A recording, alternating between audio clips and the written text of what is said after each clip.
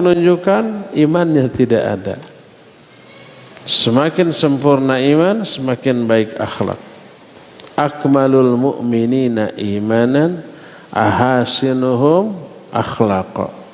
Orang mukmin yang paling sempurna imannya adalah orang mukmin yang paling mulia akhlaknya. Dan banyak lagi keterangan yang lain yang menjelaskan hubungan yang erat antara iman, akidah, tauhid dengan akhlak. Jangan abaikan akhlak. Ibadah juga begitu. Allah Azza wa Jalla berfirman, Inna salata tanha anil fahsya'i wal munkar. Salat itu mencegah dari perbuatan keji dan munkar. Salat mencegah perbuatan atau akhlak yang buruk. Keji dan munkar itu keburukan akhlak loh. Suka menyakiti itu kemungkaran. Zalim kepada sesama itu kemungkaran. Berdosa secara diam-diam itu adalah perbuatan fahisyah, keji. Keji dan mungkar, keburukan akhlak harus terhapus oleh salat bila salatnya benar. Kalau salatnya tidak benar, terlihat dari akhlaknya masih buruk, masih keji dan mungkar. Terancam dia dengan ayat fawailul lil musallin alladzina hum an salatihim sahun. Wail, celaka dia. Wail itu salah satu nama tempat di lembah di Jahannam. Kata Nabi SAW, wail wadin finari Jahannam, lembah di neraka Jahannam. Itu untuk orang yang sholat tapi orangnya sahun dari sholatnya, bukan di dalam sholatnya. An dari sholat, bukan fi sholatihim tapi an sholatihim. Nanti akan terungkap penjelasan di antara Syekh Al-Utsaimin tentang ayat itu dalam kitab Riyadhus Shalihin,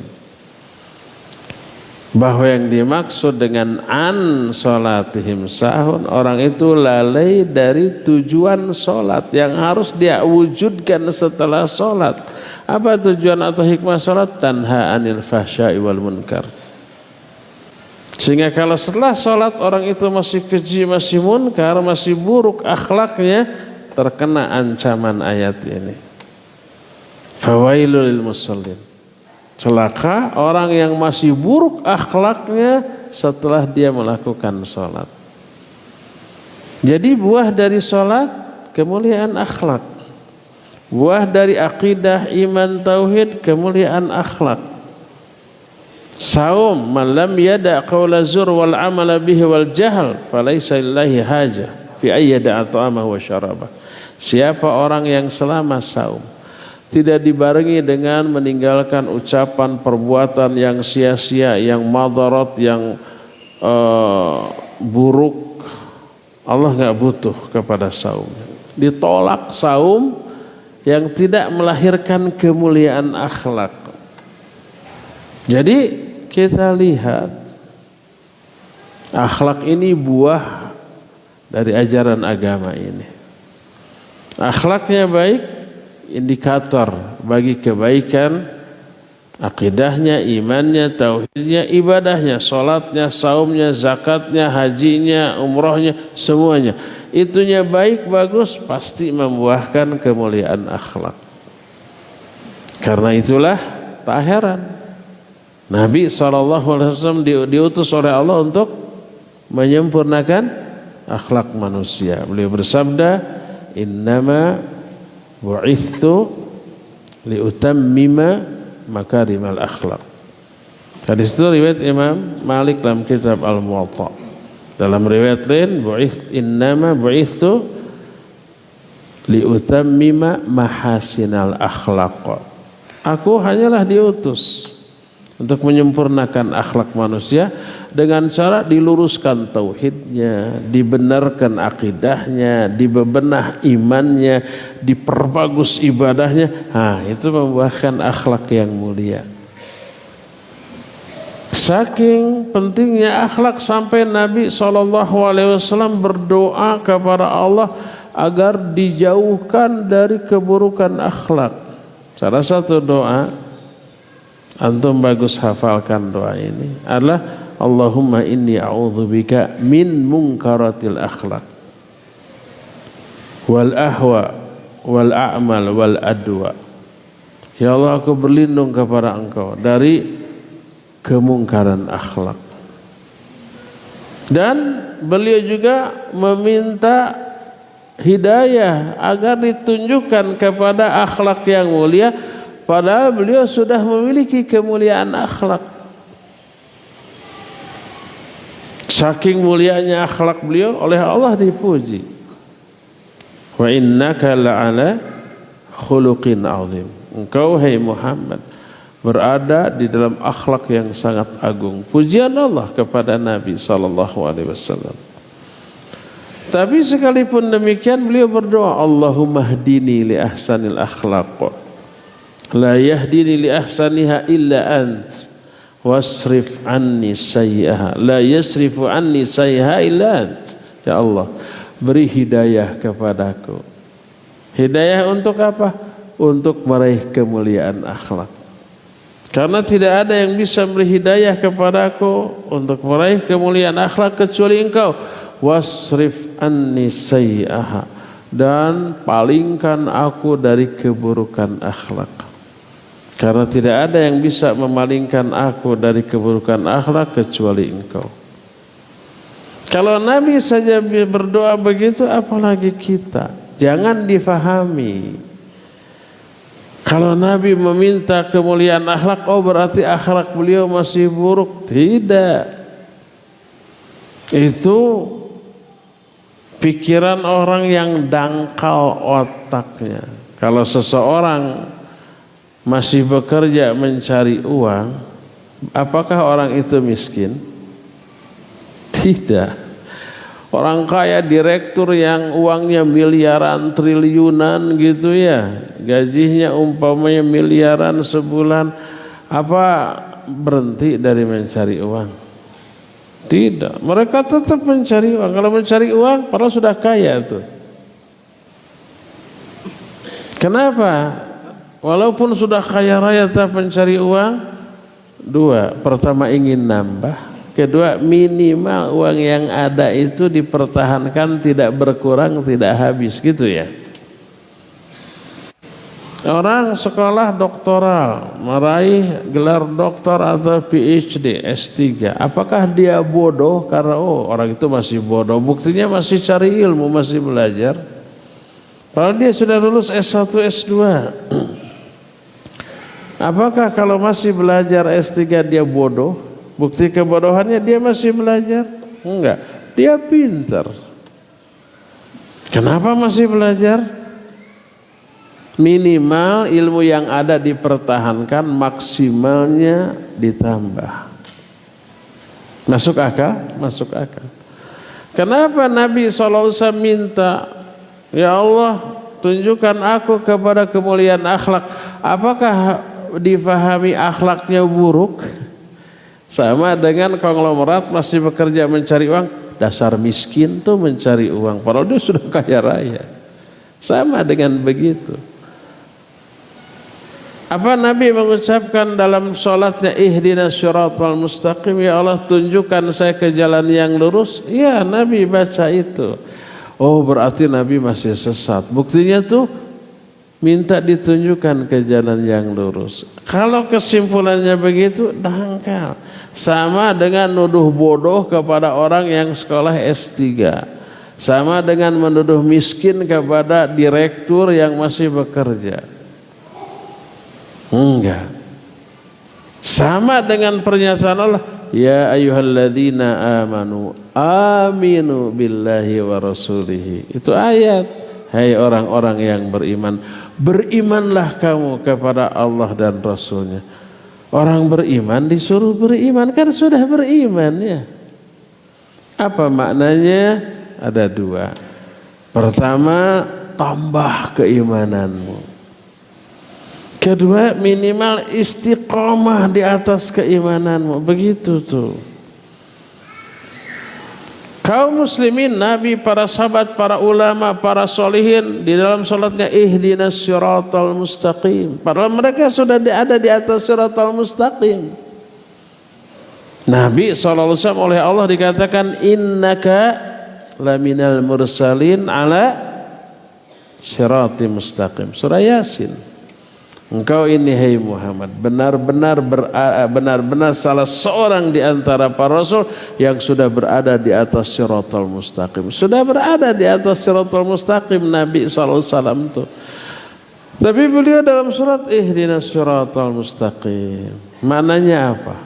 Tambah kualitas dari perjalanan yang sudah ada di atas siratal mustaqim, minimalnya istiqomahkan. Begitu juga para sahabat, begitu juga para ulama, begitu juga kita. Kalau kita sudah berada di atas siratal mustaqim, ihdinas siratal mustaqim, maknanya dua. Istiqomahkan saya di atas siratal mustaqim dan tambah kualitas dan kuantitasnya. Sebab banyak orang yang sudah berada di atas siratal mustaqim belot, mengambil jalan yang menyimpang. Ada yang begitu? Ada yang murtad, ada yang futur, ada yang berubah pola fikirnya karena terpengaruh oleh ini dan itu, oleh guru yang keliru, oleh kawan bergaul yang salah, terpengaruh agama. Al-mar'u 'ala dini khalili falyanzur ahadukum may yukhalil. Salah pilih kawan, asalnya dia di atas siratal mustaqim, ke bawah. Salah milih guru, apalagi guru. Al ilmu dinun fanzur min aina akhadtum dinakum. Ilmu ini agama. Perhatikan dari mana kalian mengambil agama kalian. Kalau mengambil agama kalian dari orang yang menyimpang pemahamannya, kalian akan terbawa menyimpang. Jadi godaan untuk menyimpang dari siratal mustaqim banyak. Makanya salah satu maksud doa ihdinas siratal mustaqim adalah istiqomahkan aku di atas siratal mustaqim. Kalau orang itu sudah ada di atas siratal mustaqim. Kalau kita berdoa Allahumma hdini li ahsanil akhlaq, itu doa Nabi SAW. Ya Allah, tunjuki aku kepada kemuliaan akhlak. Bukan berarti akhlak beliau masih jelek, buruk, bukan. Beliau paling mulia akhlaknya. Tapi kenapa masih berdoa? Minimal tambah mulia akhlaknya, maksimal tambah mulia akhlaknya. Yang kedua, minimal istiqamah di atas kemuliaan akhlak. Apa yang dimaksud Allahumma hdini li ahsanil akhlak? Ya Allah, tunjuki aku, hidayahi aku kepada kemuliaan akhlak. Maknanya dua, kata Syekh Al-Utsaimin rahimahullah. Makna pertama, beri aku hidayah berupa ilmu untuk meraih kemuliaan akhlak. Ilmu tentang akhlak, ayat dan hadis tentang akhlak, beri informasi ilmu seperti itu. Itu yang disebut hidayatul irsyad wad dilalah. Irsyad itu bimbingan, dilalah itu petunjuk. Berikan aku ilmu tentang akhlak yang mulia. Yang kedua, beri hidayah taufik. Setelah tahu ilmu tentang akhlak yang begini, beri hidayah taufik untuk mengamalkannya. Inilah yang kita akan lakukan, mencoba mencari hidayah berupa ilmu tentang kemuliaan akhlak. Saking pentingnya akhlak, para ulama banyak menyusun kitab-kitab spesial tentang akhlak. Karena itulah maka lahir kitab-kitab akhlak yang luar biasa. Salah satu di antara kitab akhlak adalah kitab Riyadhus Shalihin yang disusun oleh Imam An-Nawawi rahimahullahu taala. Ya. Sebelum kita membahas tentang kitab ini, namanya Riyadhus Shalihin. Nanti kita akan bahas apa arti Riyadhus Shalihin dan kenapa dinamai demikian. Ini disusun oleh seorang ulama besar dikenal dengan sebutan Imam An-Nawawi. Kita berkenalan dulu dengan pengarang kitab ini. Siapa Imam An-Nawawi? Nama beliau, nama aslinya adalah Yahya. Ayahnya namanya Syaraf. Kakeknya namanya Murri. Yahya bin Syaraf bin Murri. Buyutnya namanya Hasan. Di atas buyut apa? Bau. Baunya namanya Husain. Bau mah bahasa Sunda. Di atas buyut bau. Di atas bau apa namanya? Janggawareng. Janggawarengnya namanya Muhammad. Di atas janggawareng namanya utek-utek. Bahasa Sunda. Namanya Jum'ah bin Hizam. Beliau nama aslinya Muhammad bin Syaraf bin Murri bin Hasan bin Husain bin Muhammad bin Jum'ah bin Hizam. Tapi isinya nama aslinya Yahya. Diambil dari nama seorang nabi, Nabi Yahya, anak Nabi Zakaria. Beliau lebih dikenal dengan sebutan atau dengan kunyah Abu Zakaria, artinya Bapak Zakaria, padahal tidak memiliki anak yang namanya Zakaria. Karena Imam An-Nawawi tidak sempat menikah seumur hidupnya. Bukan tidak laku, kalau mau bisa dapat 4 sekaligus. Tapi waktunya habis oleh ilmu dan dakwah, belajar, mengajar, nggak sempat mikirin nikah.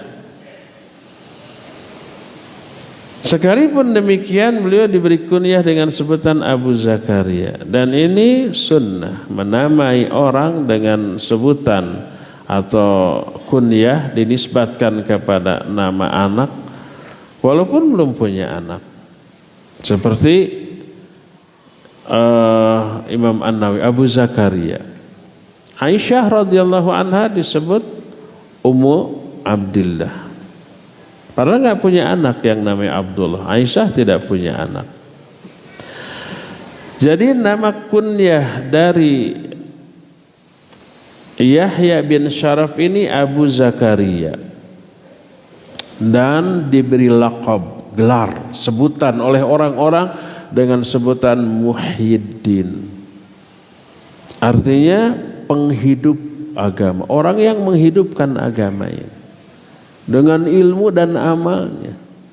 Beliau mempelajari agama, diaplikasikan sehingga agama ini hidup dalam perilakunya dan diajarkan, disebarkan.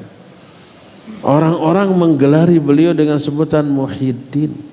Padahal beliau sendiri tidak suka diberi gelar itu karena ketawaduannya. Kalau kita kan bangga ya.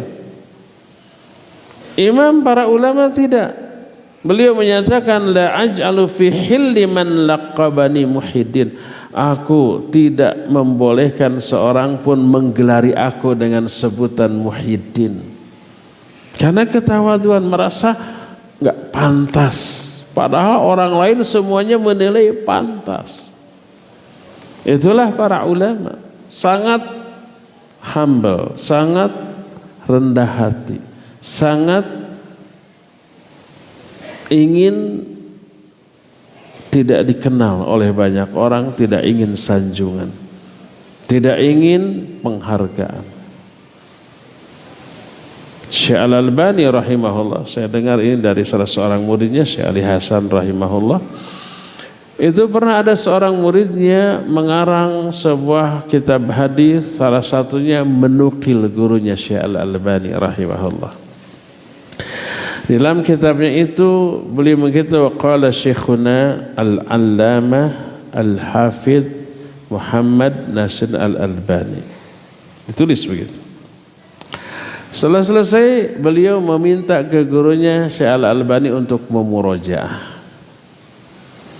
Kalau ada salah gitu.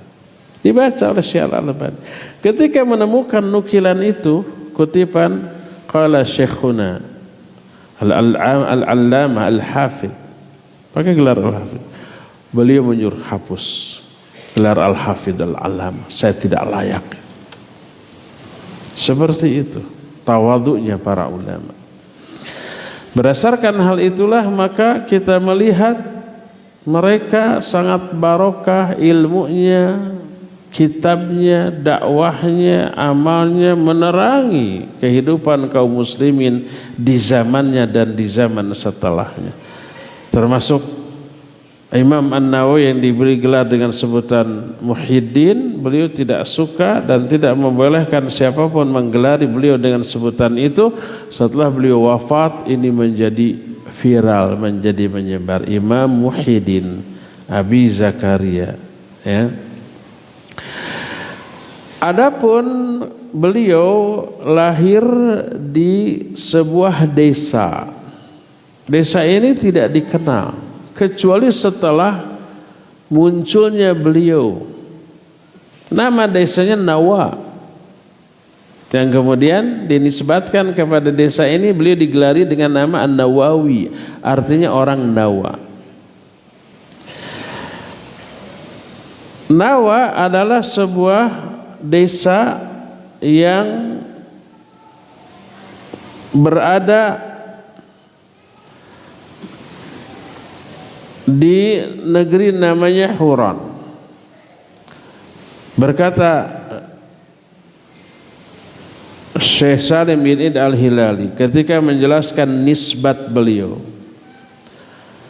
huwa al-Hizami nisbatun ila jaddihi al-a'la Hizam, wa kana ba'du ajdadihi An-Nawawi yaz'umu annaha nisbatil walid li walidi sahabi al-karim Hakim bin Hizam radhiyallahu anhu. Faqala Syekh hadza ghalat.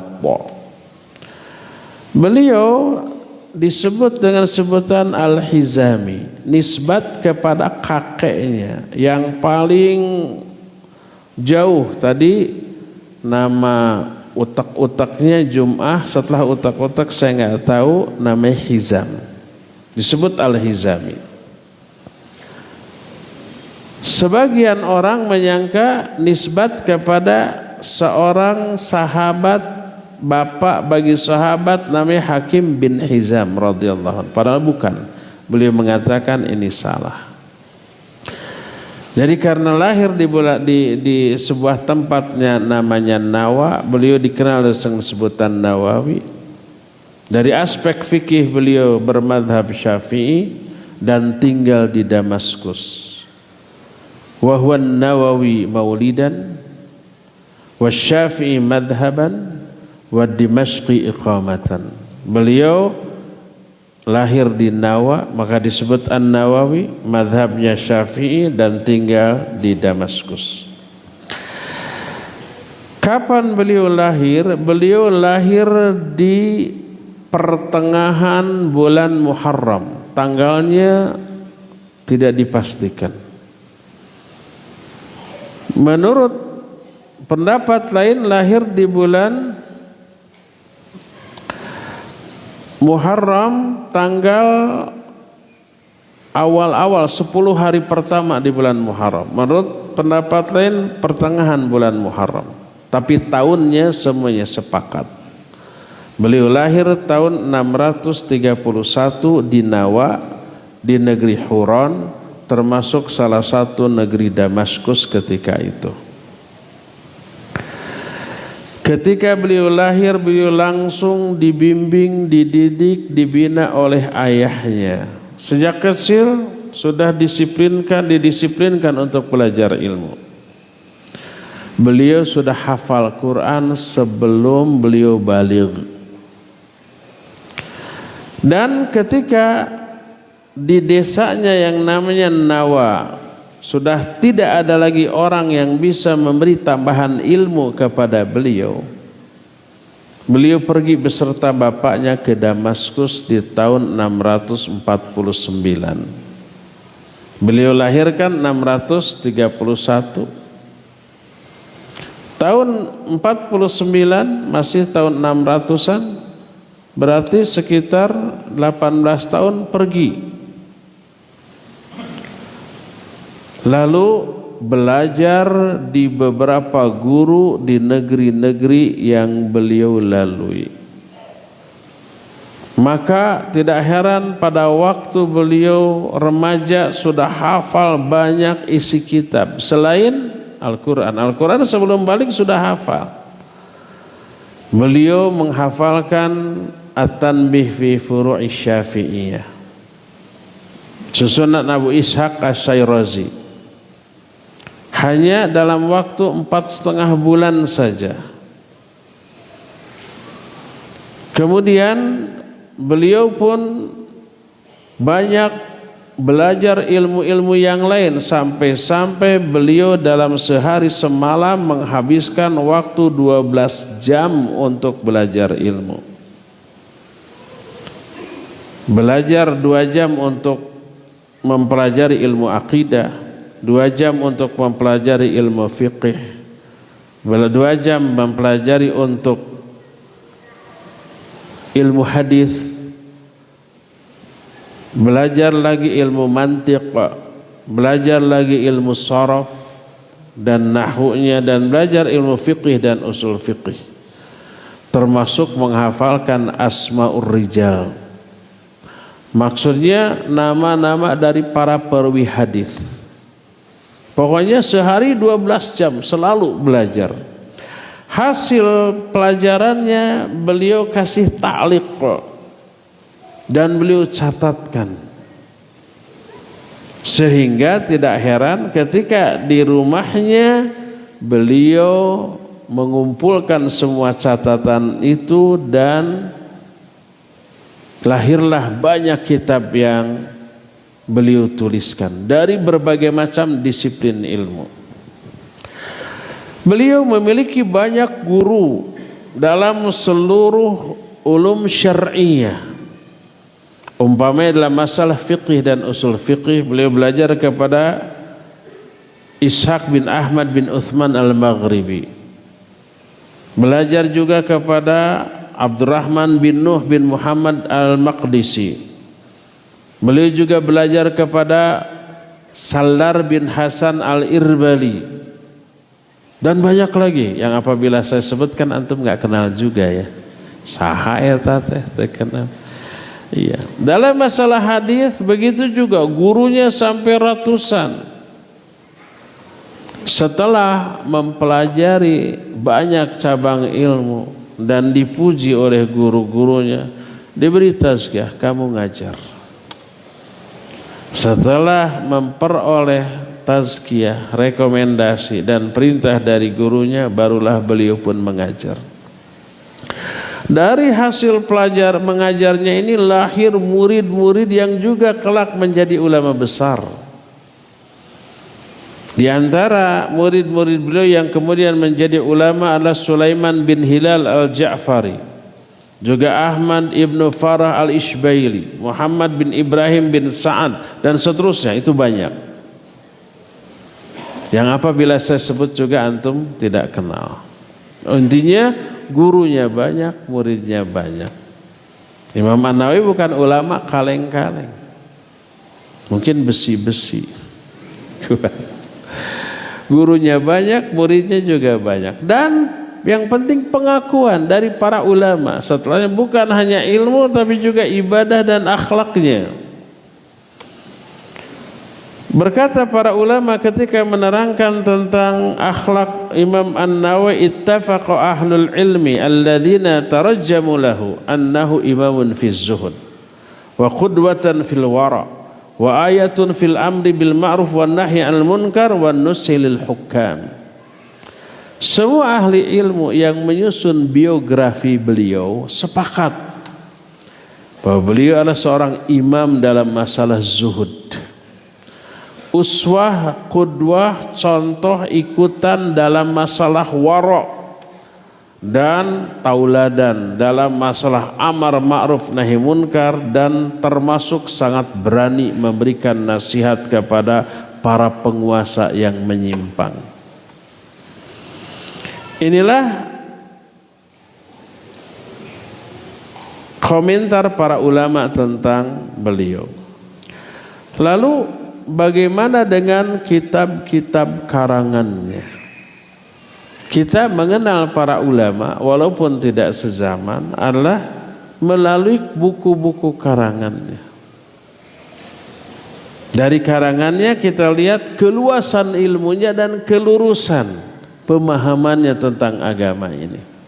Termasuk Imam An-Nawawi rahimahullahu ta'ala, karena beliau banyak menguasai cabang ilmu, berguru ke banyak ulama, maka hasil karya beliau pun di banyak bidang disiplin ilmu. Di antaranya dalam masalah hadis, beliau mengarang kitab Syarah Sahih Muslim. Beliau juga mengarang kitab Al-Adhkar yang berisi tentang zikir-zikir, wirid-wirid dan seterusnya. Beliau juga menyusun kitab yang sekarang dipelajari di pondok-pondok, yaitu Arba'in An-Nawawiyah. Beliau juga menyusun kitab Al-Isyarat ila Baydil Asma Al-Mubhamat. Beliau juga menyusun kitab At-Taqrib. Beliau juga menyusun Irsyadut Tullab Al-Haqa'iq ila Ma'rifati Sunan Khairil Khalaiq. Itu masalah hadis juga. Beliau juga menyusun kitab Syarah Sahih Bukhari. Selain Syarah Sahih Muslim, kita kan selama ini mengetahui Syarah Sahih Bukhari itu paling Fathul Bari, Umdatul Qari. Padahal Imam Muslim juga punya Syarah Sahih Bukhari, Syarah Sunan Abu Daud, termasuk kitab Riyadus Shalihin min kalami Sayyidil Mursalin yang kita akan bahas ini dikategorikan sebagai kitab hadis yang berisi akhlak, dan banyak lagi yang lainnya. Di bidang fikih beliau juga ahli fikih, dan kitabnya menjadi rujukan. Salah satu kitab fikih yang fenomenal dijadikan rujukan, pasti dikenal oleh para ustadz, para santri, namanya Raudhatul Talibin wa Umdatul Muftin. Kemudian ada lagi Al-Majmu' Syarah Al-Muhadzab. Ini sebuah karya yang sangat fenomenal, ya. Dan banyak lagi yang lain-lainnya. Adapun dalam masalah akidah, sebagian ulama mempermasalahkan akidah Imam An-Nawawi. Kenapa? Karena beliau muta'athir bi aqidatil Asy'ariyah, terpengaruh oleh pemikiran atau akidah Asy'ariyah. Dan ini terlihat ketika dalam kitab Syarah Sahih Muslim umpamanya ada takwil terhadap beberapa hadis sifat. Kenapa demikian? Karena ada beberapa sebab. Walaupun terpengaruh oleh Asy'ariyah, para ulama tetap menjadikan beliau menjadi rujukan. Berkata Syekh Salim bin Id Al-Hilali ketika menerangkan kenapa beliau terpengaruh oleh Asy'ariyah. Kata beliau, walidzalika asbabun katsirah. Tentang hal itu ada beberapa sebab, ada banyak sebab. Di antaranya ta'athara bima naqalahu 'anil Qadhi Iyad wal Mazari wa ghairihim mimman syarah Sahih Muslim qablahu wa kanu min Asy'ariyah. Pertama, beliau terpengaruh oleh kutipan-kutipan yang beliau kutip dari Al-Qadhi Iyad dan yang lain-lainnya ketika mensyarah Sahih Muslim, dan mereka semua Asy'ariyah. Terpengaruh, ini yang pertama. Kedua, beliau dikatakan oleh para ulama ja'alan Nawawi tahsilahu ta'lifan wa ta'lifahu tahsilan. Apa maknanya? Hasil beliau belajar selalu ditaklif. Ditaklif itu dijadikan buku karangan, dan buku karangannya itu selalu diajarkan kepada banyak orang. Nah, berdasarkan hal itulah maka tidaklah heran apabila hasil beliau belajar termasuk ketika mensyarah kitab Sahih Muslim, mengutip pendapat Al-Qadhi Iyad, mengutip pendapat yang lain-lain dari kalangan Asy'ariyah, beliau tetap dituliskan. Termasuk hadis-hadis yang menyangkut sifat-sifat Allah, ada takwil di sana. Makanya ada terlihat di dalam kitab-kitab karangannya. Bagaimana tentang orang seperti ini? Maka salah satu ulama yang selalu menjadi rujukan yaitu Syekhul Islam Ibn Taimiyah rahimahullah dalam kitab Syarah Hadits Nuzul. Syekhul Islam Ibn Taimiyah dituduh mujassimah hanya karena pernah berkata, tapi perkataannya hoax. Perkataan disebar oleh seorang pengelana namanya Ibnu Batutah. Seorang pengelana, bukan seorang ulama.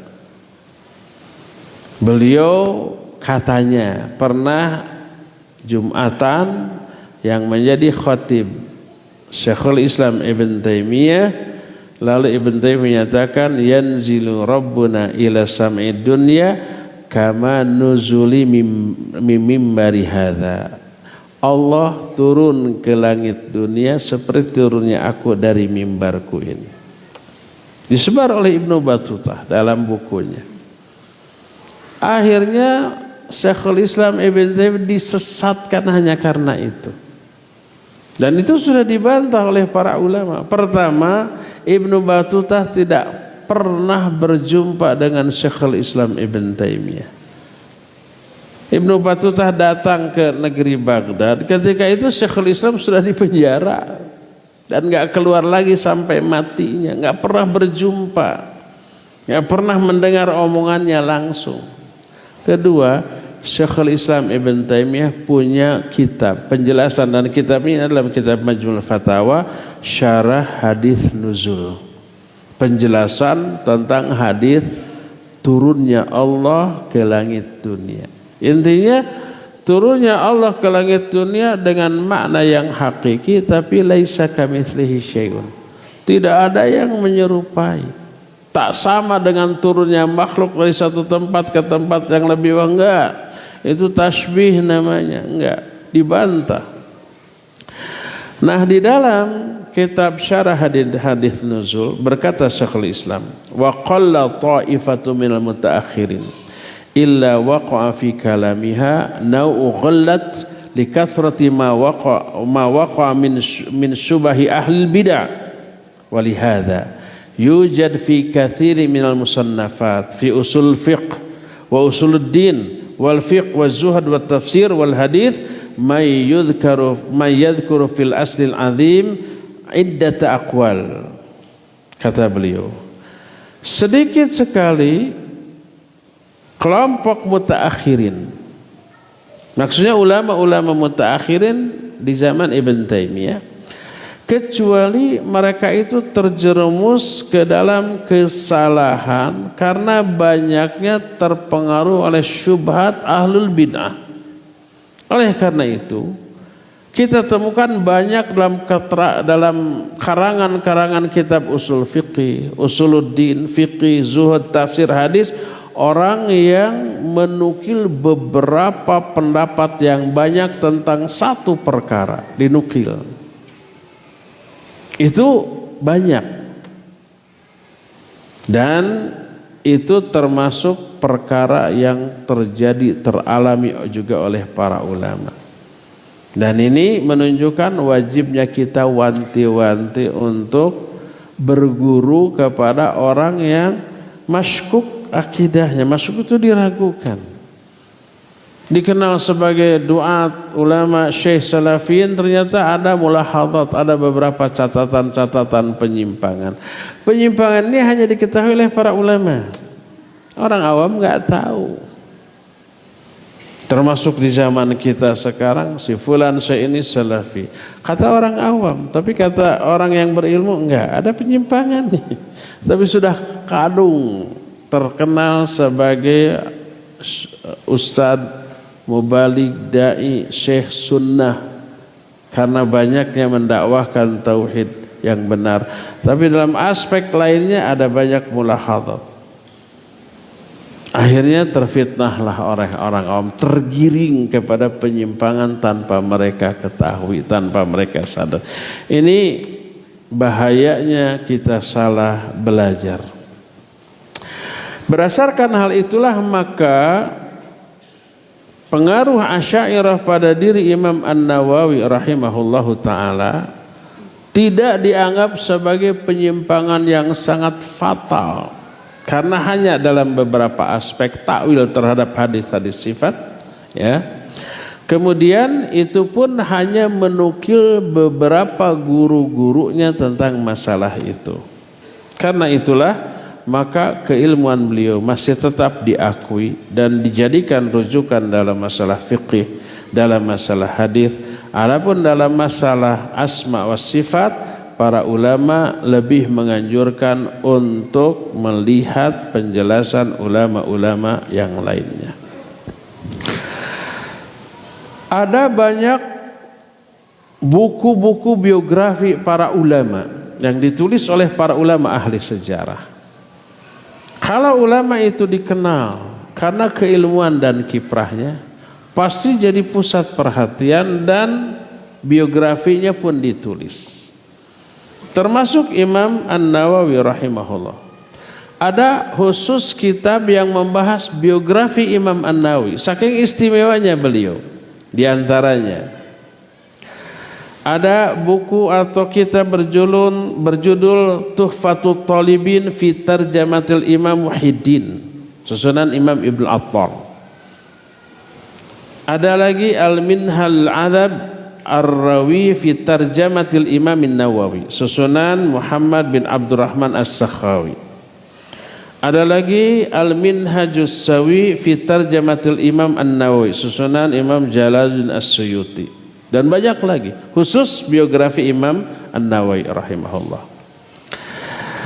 Dan ada lagi kitab yang memuat biografi para ulama terkemuka, dan di dalamnya ada biografi Imam An-Nawawi. Di antaranya kitab Al-Bidayah wan Nihayah, susunan Imam Ibnu Katsir, kitab yang paling banyak jilidnya, ya, banyak jilidnya. Demikian juga Tadhkiratul Huffaz, susunan Imam Az-Zahabi. Di sana ada biografi Imam An-Nawawi. Termasuk Ad-Daris fi Tarikhil Mudarris, itu juga ada memuat biografi Imam An-Nawawi, dan banyak lagi ulama-ulama lain yang menyusun biografi Imam An-Nawawi. Itulah mengenal biografi Imam An-Nawawi serta kitab karangannya serta pujian para ulama tentang beliau, ya. Tak kenal maka tak sayang. Setelah kita mengenal siapa beliau, kita menaruh kepercayaan yang sangat tinggi kepada keilmuan beliau dan kesungguh-sungguhan beliau di dalam belajar dan mengajarkan serta mendakwahkan ilmunya, maka kita tidak ragu lagi untuk mempelajari kitab beliau apapun, termasuk Riyadhus Shalihin ini. Dan saya termasuk orang yang sangat suka menelaah kitab fiqih beliau, namanya Al-Majmu' Syarah Al-Muhadzab. Begitu detail, rinci dan luas pembahasannya, ya. Itulah Imam An-Nawawi. Sekarang kita fokus ke kitab. Kitab yang kita akan bahas namanya kitab Riyadhus Shalihin. Makna Riyadhus Shalihin, riyad itu artinya taman-taman. Jamak dari raudhah. Di Masjid Nabawi ada raudhah. Apa itu raudhah? Satu tempat antara mihrab sama kuburan Nabi SAW. Gak begitu luas, ya. Itu raudhah. Orang berebut sholat di sana. Karena Nabi SAW menyatakan, ma baina mimbari wa hujrati raudhah min riyadil jannah. Antara mimbarku dan kamarku ada salah satu taman di antara taman-taman surga. Maknanya termasuk ini hadis ini sahih riwayat Imam Muslim. Imam An-Nawawi menyatakan siapa yang sholat di sana akan memperoleh salah satu taman surga. Nah, maka orang berebut sholat di sana. Nah, kamarnya sekarang menjadi kuburan Nabi SAW. Karena beliau wafat di sana dan dikuburkan di sana, maka raudhah dari mimbar sampai ke kuburannya. Raudhah maknanya taman, jamaknya riyadh. Riyadhus sholihin artinya taman-taman orang-orang yang soleh. Kenapa ini bisa disebut taman-taman orang yang soleh? Nanti setelah kita mengkaji isinya akan kita ketahui. Ini kitab hadis berisi hadis, hanya hadis, tidak ada penjelasan. Dan kadang tidak dijelaskan sahih atau dhaifnya. Ada yang dijelaskan sahih dhaif, tapi ada yang tidak. Apa isinya? Isinya tentang akhlak. Nanti bisa kita ketahui setelah kita mengkaji isinya. Tentang adab, tentang keikhlasan, tentang taubat, ya. Tentang umpamanya syukur, tentang nanti ada adab makan, adab tidur, adab minum, adab ke WC, adab suami istri dan seterusnya, tentang akhlak. Ini kitab luar biasa, menuntun kita untuk memiliki kemuliaan akhlak. Sayang, ada sayangnya, hanya hadis, tidak ada penjelasan. Kalau hanya hadis lalu difahami sendiri oleh orang awam, bahaya. Bisa keliru, bisa salah, bisa menyimpang. Jangankan kita, para sahabat yang hatinya jauh lebih bersih dari kita, ilmunya lebih cerdas daripada kita, bahasa Arabnya lebih jago dari kita, memang orang Arab. Tapi ketika memahami ayat atau hadis dengan otaknya langsung, keliru, salah. Salah satu contohnya, saya hanya melakukan contoh hadis saja. Umpamanya Aisyah radhiyallahu anha mendengar Nabi SAW bersabda, "Man ahabba liqa Allah, ahabballahu liqa'ah, wa man kariha liqa Allah, karihallahu liqa'ah." Siapa orang yang mencintai pertemuan dengan Allah, Allah pun mencintai pertemuan dengannya. Siapa orang yang benci berjumpa dengan Allah, Allah juga benci berjumpa dengannya. Aisyah mendengar, kaget dia. Dia memahami berjumpa dengan Allah itu artinya mati, gitu ya. Siapa yang mencintai kematian, Allah cinta dia. Siapa yang benci kematian, Allah juga akan bencikan, gitu ya. Padahal kita semua benci mati. Lalu Aisyah bertanya, "Ya Rasulullah, akarahiyatul maut wa kulluna nakrahul maut."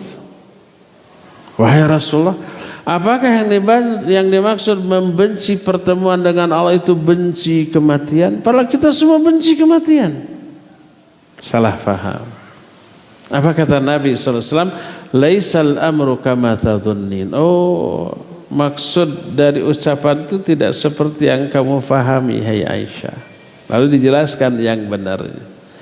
Sesungguhnya seorang mukmin apabila dia berada di ujung dari kehidupannya, mau mati, diperlihatkan kepadanya tempat tinggal dia nanti di surga.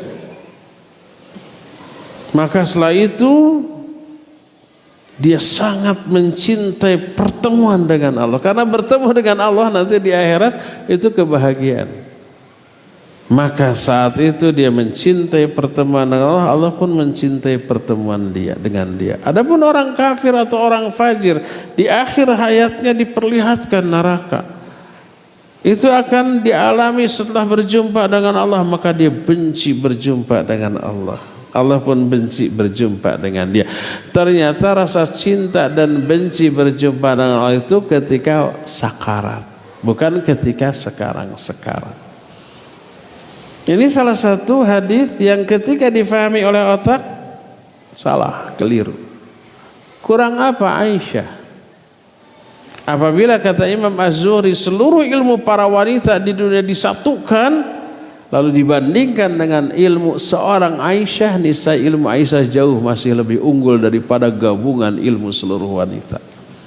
Kecerdasannya, Quran jelas hafal. Beliau orang terbaik di kalangan para wanita, maka dapat jodoh manusia terbaik juga. Tapi orang sehebat itu memahami hadis dengan otaknya langsung bisa keliru. Apalagi kita yang memahami hadis hanya dari tarjamah lalu difahami, bahaya. Jadi kitab hadis Riyadhus Shalihin bahaya apabila difahami oleh orang awam yang hanya dari tarjamah.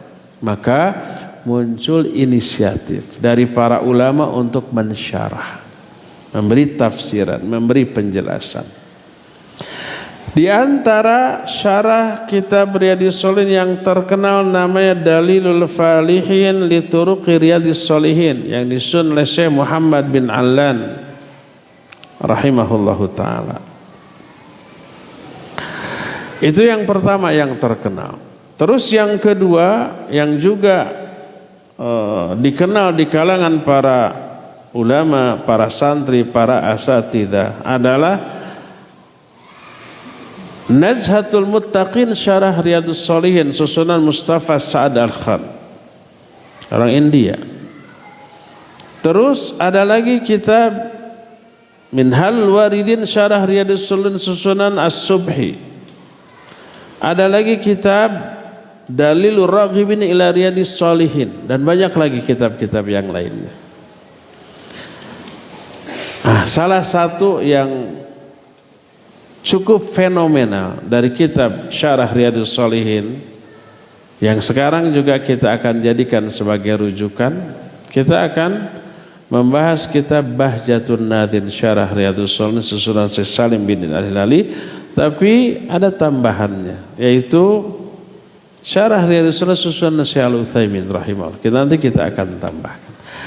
Kenapa saya memilih itu daripada yang lain-lain? Pertama, sistematika pembahasannya yang sangat bagus. Pertama, sebelum apa-apa ada muqaddimah. Muqaddimah dari bab yang membahas hadis-hadis dalam bab itu. Ayat ditulis, dikutip, dan hadis-hadis lain dikutip. Baru menjelaskan ke hadisnya.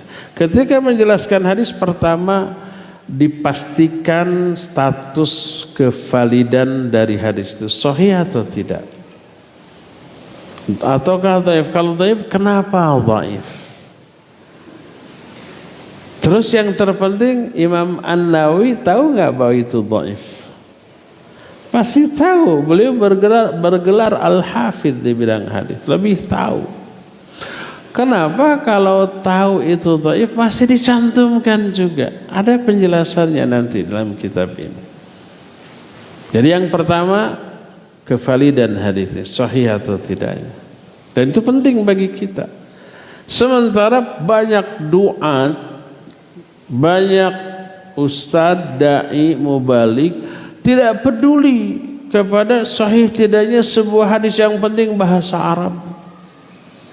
Kadang-kadang hanya peribahasa disebut hadis, kadang hadis palsu. Berkata Nabi SAW, hubbul watan minal iman. Ada yang begitu? Itu bukan hadis. Utlubul ilma walau bisin, carilah ilmu walaupun ke negeri Cina.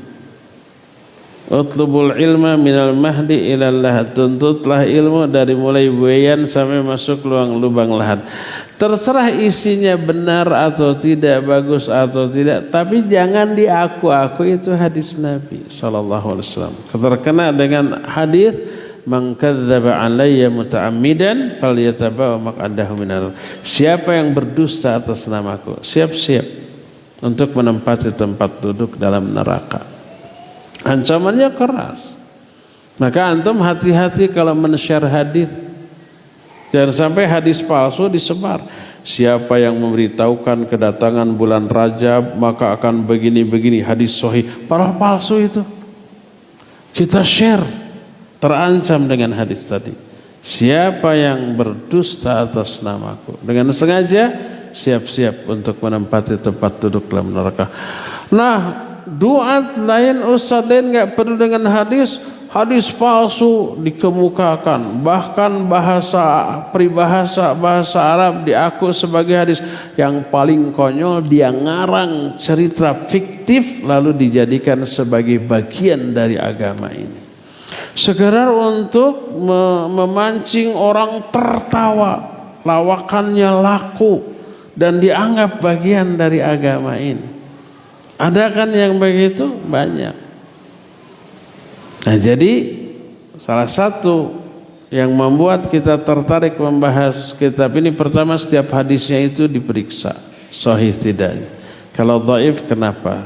Alasan kedhaifan. Kalau dhaif, kenapa Imam An-Nawawi masih membawakan hadis ini? Apakah beliau tidak tahu? Pasti lebih tahu. Apa tidak peduli? Lebih peduli, tapi ada alasan. Kedua, setelah dipastikan sahih tidaknya hadis ini, diterangkan beberapa mufradat yang perlu. Mufradat itu kosakata yang mungkin jarang gitu, atau samar maknanya, atau bisa disalahfahami, diterangkan maknanya terlebih dahulu. Itu langkah kedua. Langkah ketiganya, kenapa ini yang lebih menarik? Karena setelah dipastikan sahih tidaknya hadis, mufradatnya juga dibahas, lalu fiqhul hadis atau faidah hadis. Faidah apa yang bisa diambil dari hadis diterangkan. Nah, yang keempatnya, kalau ini menyangkut hadis, yang dibahas oleh hadis ini adalah masalah fikih ini, maka dijelaskan ikhtilaf para ulama dalam masalah ini. Terutama 4 madhab itu. Imam Abu Hanifah berpendapat begini, Imam Malik begitu, Imam Syafi'i lain lagi, Imam Ahmad begini. Dijelaskan beserta alasannya, lalu diterangkan menurut saya yang lebih kuat ini. Kenapa dipilih ini? Ini alasan. Nah, ini sistematika yang sangat bagus. Tidak menggiring orang untuk ta'assub fanatik tanpa tahu alasan, tapi semuanya dijelaskan secara ilmiah. Kalau toh harus bersikap memegang satu pendapat, ada alasan, dan tetap ihtiram kepada pendapat lain yang kita tidak terima, ya, yang tidak kita ambil. Inilah yang menyebabkan saya lebih memilih kitab ini untuk membahas Riyadhus Shalihin ini. Nanti ada beberapa tambahan yang sangat perlu dari penjelasan Syekh Al-Utsaimin yang tidak dijelaskan di sini, ya. Itulah ikhwan perkenalan kita dengan Imam An-Nawawi dan kitab Riyadhus Shalihin yang kita akan bahas ini. Sekarang ini cukup sampai di sini saja dulu, ya. Insyaallah Senin depan kita akan masuk kepada pembahasan kitab ini. Kita masih punya sisa waktu untuk bertanya jawab. Apabila ada pertanyaan, dipersilakan. Untuk ikhwan yang akan ngacung langsung, bisa nanti dikasih mic, atau yang mau nulis juga boleh. Untuk akhwat silakan tulis, nanti dikirim ke sini, ya. Ada yang mau ngacung dulu sebelum tulisan?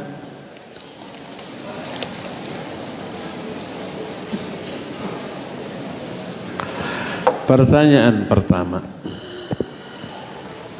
mohon pencerahan Ustaz. Bila mana seseorang kelihatan soleh, rajin ibadah, baik yang wajib ataupun yang sunnah, namun masih berbuat maksiat, adab dan akhlaknya kurang baik, titik aja di sana. Jadi pertanyaannya apa? Laporan gitu, ya. Mungkin bagaimana tentang orang seperti ini? Taib, barakallahu fiik. Tadi sudah dijelaskan. Ibadah yang benar pasti membuahkan hasil. Hasilnya apa? Tanha anil fahsya'i wal munkar. Dia akan tercegah dari perbuatan keji dan munkar. Kalau dia sudah ibadah, rajin ibadahnya, tapi akhlaknya buruk, masih menyakiti, menyinggung orang, itu indikator bahwa ibadahnya itu ditolak oleh Allah Azza wa Jalla. Ada seorang yang bertanya, ya Rasulullah, ada seorang wanita fulanah, dia rajin sholatnya, rajin saumnya, tapi rajin juga menyakiti tetangganya. Apa kata Nabi SAW? Hiya finnar, dia berada dalam neraka. Nah, bagaimana dengan ibadahnya yang rajin sholatnya, saumnya? Ditolak. Kenapa? Karena membuahkan dosa dan kemaksiatan, menyakiti orang. Kalau ibadahnya diterima, harusnya itu tercegah. Berkata Imam Ibn Rajab Al-Hambali rahimahullahu ta'ala, man amila hasanah thumma atba'aha bis-sayyi'ah fadzalika alamatu raddil hasanah wa adamu qabuliha. Siapa orang yang melakukan ibadah kebaikan, lalu setelah itu dia melakukan keburukan atau dosa, maka dosa itu menjadi tanda kebaikan dia itu, ibadah dia itu ditolak dan tidak diterima. Lianna Allah idza taqabbala amala 'abdin waffaqahu lil a'mali shalihah ba'dah. Karena Allah apabila menerima amalan seorang hamba, Allah akan memberi taufik kepada hamba itu untuk melakukan amal-amal soleh berikutnya, bukan amal dosa, bukan keburukan, bukan kezaliman. Jadi sebagai tanda orang itu diterima ibadahnya, Allah kasih hadiah yang kontan. Apa hadiah kontannya? Itu diberi hidayah untuk melakukan ibadah-ibadah kebaikan setelahnya. Tapi kalau ibadah orang itu asal-asalan, mungkin tidak ikhlas, mungkin tidak mutaba'ah, atau ikhlas mutaba'ah tapi tidak sungguh-sungguh, ala kadarnya, lalu ditolak oleh Allah, sebagai tanda ditolaknya ibadah orang itu oleh Allah, dicabut hidayah, dicampakkan keinginan untuk berdosa dan maksiat sebagai hukuman bagi orang itu. Akhirnya setelah dia beribadah melakukan dosa dan maksiat, itu tanda ibadah tadi ditolak oleh Allah Subhanahu wa ta'ala. Berdasarkan hal itu, kasus yang ditanyakan, rajin ibadah wajib atau sunnah tapi masih berbuat maksiat dan adab akhlaknya juga nggak bagus, menyakiti banyak orang, ini indikasi ini maksiat dan keburukan akhlaknya, indikasi ditolaknya ibadah tersebut. Karena Allah menyatakan inna sholata tanha anil fahsya'i wal munkar. Salat bisa mencegah dari keburukan akhlak, perbuatan keji dan munkar, dosa dan maksiat harusnya terkurangi bahkan terhapus oleh salat, ya. Wallahu a'lam bishawab. Ada lagi? Kalau ada yang mau ngacung silakan. Kalau tidak ada, saya lebih senang. Kita akan tutup saja dan sisa waktu yang ada ana hadiahkan untuk antum semua, untuk nunggu di sini atau untuk pulang atau terserahlah, untuk shopping boleh, untuk makan-makan boleh di restoran yang antum sukai. Kajian sekarang cukup sampai di sini saja. Subhanakallahumma bihamdik asyhadu an la ilaha illa anta astaghfiruka wa atubu ilaik. Walhamdulillahirabbil alamin. Wassalamualaikum warahmatullahi wabarakatuh.